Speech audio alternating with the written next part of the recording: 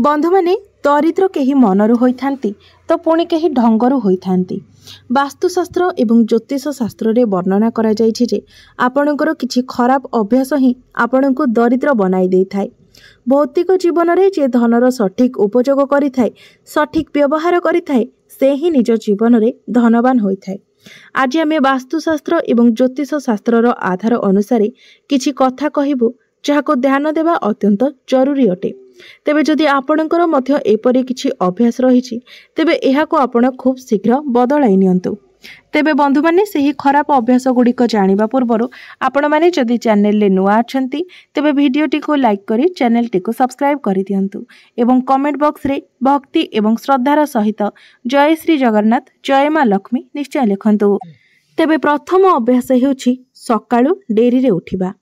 बंधु माने आजिकाली आधुनिक दिनचर्या को आपणाउथिबा लोक माने राति रे शीघ्र न सोई सकाळे अधिक समय सोई रही थांती। शास्त्र रे एपरि अभ्यास को खराब अभ्यास बोली कहा जायछि। एपरि करिबा द्वारा चंद्र ग्रह अशुभ फल प्रदान करिथांती एवं एही अभ्यास द्वारा आपणकर मानसिक अशांति एवं स्वास्थ्य संबंधित समस्या मध्य देखा देई थाए। सकाळे जल्दी उठिबा द्वारा मनुष्यर मस्तिष्क रे नुआ नुआ विचार आसी थाए जहाँ आपणको आगको बढ़िबारे सहाय्य करि थाए। गरुड़ पुराण अनुसार जो व्यक्ति डेरी रे उठी थाए से जेते रोजगार कले मध्य सब बेले धनर अभाव लागि रही थाए। द्वितीय रे सेज उपरे बसी खाइबा। अनेक लोकंकर एपरि अभ्यास रही थाए जे सकाळे एवं संध्या बेले सेमाने सेज उपरे बसी खाद्य खाइथांती। तेबे कोन आपणको जणा अछि जे एपरि करिबा द्वारा मां लक्ष्मी आपणको उपरे कोप करिथांती जहा द्वारा आपणको गृह रे दारिद्र्यता आसी थाए। तृतीय रे खाली बाल्टी। बाथरूम रे खाली बाल्टी रखिबा द्वारा नकारात्मक ऊर्जार संचार होई थाए। जदि बाल्टी रे पानी न रखुछंती तेबे बाल्टी मध्य खाली करिकी रखंतु नाही किंबा जदि बाल्टी रखुछंती तेबे ताको ओल्टाई की रखंतु। चतुर्थ रे ऑइठा बासन। आपण केबे भी राति रे खाई सारिला परे ऑइठा बासन रोसई घरे रखंतु नाही किंबा बेसिन ने ऑइठा बासन पकाई रखंतु नाही।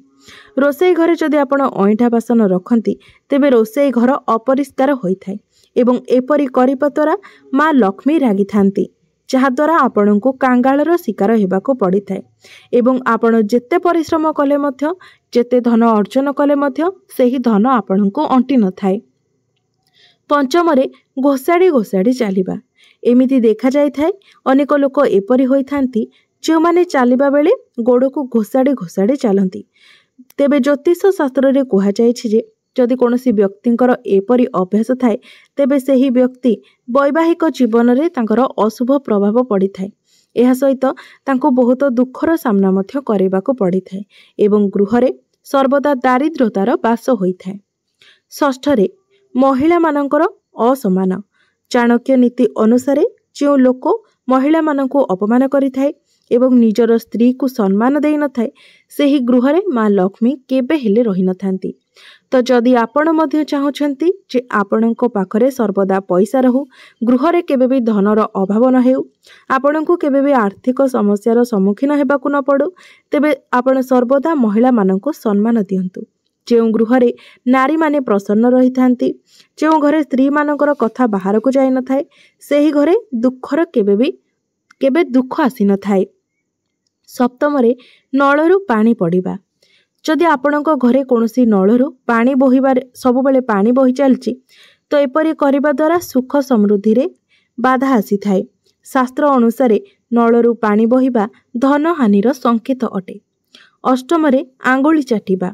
अनेक लोक खाई सारिबा परे निजर आंगुली को चाटिबार अभ्यास रही थाए। तेबे मान्यता अनुसार एपरि करिबा द्वारा आयु कम हेबा सहित गृह रे दारिद्र्यता मध्य लागि रही थाए। नवम रे अपशब्द कहिबा। जो व्यक्ति माने अन्य मानक विषय रे अपशब्द कहि थांती बा अपमान करि थांती सेही व्यक्तिंक पाखरे केबे भी धन रही न थाए। एमिति कि अन्यर अपमान करुथिबा व्यक्ति जदि धनी होई थाए तेबे तांकर खराब अभ्यास कारणरु सेमाने मध्य कांगाळ बनि जाई थांती। अहंकार एवं धोकेबाज एमिति अभ्यास होई थाए जहा व्यक्ति को बर्बाद करिकि ही छाड़ी थाए। नवम रे थाली रे खाद्य बळका छाड़िबा। शास्त्र रे कहा जायछि आमे अन्नर अपमान न करिबा उचित।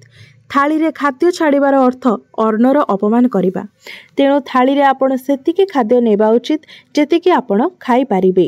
अकारण रे खाद्य नष्ट करिबार अर्थ हेउछि कांगाळको निमंत्रण करिबा एवं आपणकर एपरी कार्य द्वारा मध्य आपणको माँ लक्ष्मीकर कोपर शिकार हेबाको पड़िथाय। दशमरे गुरुजन मानकर अपमान। शास्त्र एवं पुराण रे वर्णना करा जायछि जेउ घरे गुरुजन मानकर सम्मान करा जाय नथाय एवं रास्ता रे जाउथिबा वयस्क लोक माननको अपमान करिबा द्वारा माँ लक्ष्मी सेही गृह रे कदापि भी वास करंती नाही। एहा सहित बड़ लोकंकु गुरुंकर स्वरूप माना जाय थाय। सेही घरे भगवान विष्णुकर वास होई थाय जेउ घरे गुरुजन माननको सम्मान करा जाय थाय। एहा द्वारा समस्त देवादेवी मध्य आपणको उपरे प्रसन्न होई थांती। 11 रे हातरे लुण देबा। एमिति मान्यता अछि जे लुण घरर नकारात्मक ऊर्जा को अवशोषित करिथाय। आपण जदि काहाकू लुण देउछंती तेबे हातरे दियंतु नाही। ज्योतिष शास्त्र रे एहाकू अशुभ बोली माना जाय थाय। जेतेबेले आपण काहाकू लुण देउछंती तेबे कोनोसी पात्र रे सेही लुण को रखिकी दियंतु। 12 रे निशा द्रव्यर सेवन करिबा। बंधु माने जो व्यक्ति सर्वदा निशा द्रव्यर सेवन करिथाय ता घरे माँ लक्ष्मी केबे भी वास करि नथांती। एपरि घरे दारिद्र्यता माड़ी बसी थाए। निशा करिबा द्वारा आयु कम होई थाए। मादक द्रव्य सेवन करिबा द्वारा राहुर विपरीत प्रभाव आपणक जीवन उपरे पड़ी थाए। 13 रे सफा सुतुरा। घरर सफा सुतुरा करने सहित आपण सबुबले निजर बाथरूम को मध्य परिष्कार परिच्छन्न रखिबा आवश्यक। लोक माने एमिति करंती गाधोई आसीबा परे बाथरूम को असना करिकी छाड़ी देई थांती। मात्र एपरि करिबा द्वारा चंद्र ग्रहंकर अशुभ फल प्राप्ति होई थाए एवं जेउ घरे सेज सर्वदा असजड़ा होई रही थाए सेठारे राहुर अशुभ फल देखिबा को मिली थाए। सेज ठीक न हेबा द्वारा व्यक्तिर दिनचर्या उपरे प्रभाव पड़ी थाए। एपरि करिबा द्वारा स्वास्थ्य संबंधित समस्या देखा देबा सहित सेही घरे नकारात्मक शक्तिर वास मध्य होई थाए। 14 रे चिल्ले की कथा कहिबा।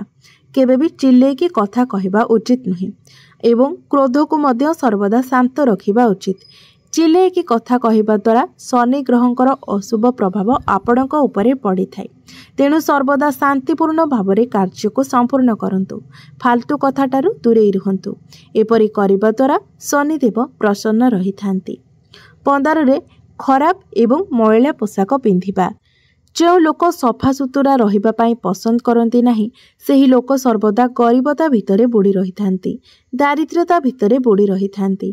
जो लोक माने नियमित रूप से गाधांती नहीं किंबा दांत सफा मध्य करती नहीं एवं सर्वदा मैला पोशाक पिंधती एवं घर द्वार अपरिष्कार रखती तांकर संपूर्ण जीवन रोगरे ही पैसा खर्च होई थाए। 16 रे अन्यर कमी बाहर करुथिबा लोक।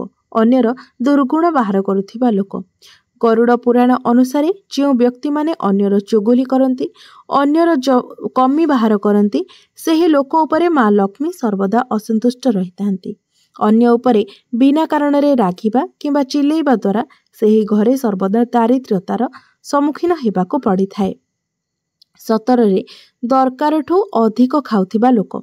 आचार्य चाणक्यଙ୍କ अनुसार दरकारठू अधिक खाउथिबा व्यक्ति केबे भी धनवान होई पारि नथांती। ता सहित दरकार ठारू अधिक खाउथिले व्यक्तिर स्वास्थ्य मध्य खराब हो जाय थाए जहाँ फल स्वास्थ्य संबंधित पाई मध्य आपणकर अनेक धन खर्च होई थाए। 18 रे नख कामुड़िबा। नख कामुड़िबा आत्मविश्वास को कम करिबार संकेत देई थाए। ता सहित एही खराब अभ्यास केते गुड़िए रोग को मध्य आमंत्रण करि थाए। ज्योतिष शास्त्र अनुसार नख कामुड़िबार अभ्यास आपणको बर्बाद एवं कांगाल मध्य करि देई थाए। 19 रे आपण जदि अस्वास्थ्यकर खाद्य खाउथांती। जो व्यक्ति माने अस्वास्थ्यकर खाद्य खाइथांती से माने सबुबेले असुस्थ रही थांती। जदि धनवान हेबार अछि किंबा दारिद्र्यता ठारू पीछा छड़ाइबार अछि तेबे खाइबार अभ्यास रे परिवर्तन आणंतु। निज जीवन रे सुस्थ भोजन एवं व्यायाम को आपण शामिल करंतु। 20 रे जोता चपल को अव्यवस्थित भावरे रखिबा असजड़ा भावरे रखिबा। जो व्यक्ति माने जोता चपल व्यवस्थित करी रखि नथांती असजड़ा करी रखि थांती तांको निज काम कार्य रे बारंबार ऊपर तलर सामना करिबाको पड़ी थाए। विशेष करी घरर मुख्य द्वार निकटरे जोता चपल रखिबा अनुचित अटे। जोता चपल एणे तेणे रखिबा द्वारा माँ लक्ष्मी क्रोधित होइथांती, जहाद्वारा आपणको गृह दारिद्र्यता आसी थाए। 21 दुष्ट लोक एवं खराब लोकंकर सांग हेबा। जदि आपण खराब लोकंक सह सांग हेउछंती, बसा उठा करूछंती, तेबे चाणक्य नीति अनुसार एपरी लोक केबे जीवन में सफलता पाई पारि नथांती। सेमाने सर्वदा दारिद्र्यता भितरे बुड़ी रही थांती। 22 गोड़ हलाइबा। ज्योतिष शास्त्र अनुसार जदि आपण बसी रहिला बेले किबा सोई रहिला बेले गोड़ को हलाउछंती, तेबे एहाको अशुभ बोली माना जाय थाए। एमिति करिबा द्वारा व्यक्तिर मानसिक संतुलन बिगिड़ी जाय थाए। यह द्वारा कुंडली भी कमजोर हो जाए थाए एवं आपणको गृह दारिद्र्यता आसी थाए। तेबे बंधु माने यह थिला किछि खराब अभ्यास, जो खराब अभ्यास आपणको आपणको जीवन में असफल बनाइबा सहित सर्वदा आपणको दारिद्र्यता मध्यरे बुड़ाई रखि थाए। एमिति कि आपण जदि बहुत किछि अर्थ रोजगार करूछंती, तेबे आपण जेते रोजगार कले मध्य सही धन आपणको अंटी न थाए। आपणको पुणी थरे ऋण कर्ज करबाको पड़ी थाए एवं आपणकर जीवन में सर्वदा दारिद्र्यता लगी रही थाए। तेबे बंधु माने आमे जेतेबेले जानि सारिछे जे आमर दारिद्र्यतार कारण कौन अटे, तेबे निश्चित रूप से आमे सेही अभ्यास गुड़िक बदलाइबा पई चाहिबा। सेही अभ्यास गुड़िक बदलाइबा द्वारा आम जीवन में मध्य परिवर्तन आसिबो एवं निश्चित भाव में आम जीवन में सफल मध्य होई पारिबा। तेबे बंधु माने मोर एही भिडियोटी जदि आपण मानकु भल लागि थाए, तेबे भिडियोटी को लाइक करी चैनल टी को सब्सक्राइब करि देबे एवं कमेंट बॉक्स रे भक्ति एवं श्रद्धार सहित जय श्री जगन्नाथ, जय माँ लक्ष्मी निश्चय लिखिबे। तो बंधु माने आपणकर जीवन मंगलमय हेउ, यह ही ईश्वरंक निकटरे मोर प्रार्थना। धन्यवाद।